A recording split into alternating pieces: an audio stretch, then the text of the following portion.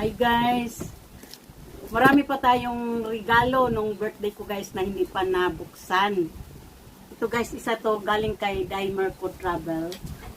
Ayan, busy kasi tayo guys, hindi ko nabuksan pa lahat yung mga regalo sa akin. Ito ang ganda ng wrapper nila. Oh, may pa, sticky kay from Dimer Co Travel. Tingnan natin guys kung anong laman nito. Kasi ang laki, tapos ang bigat.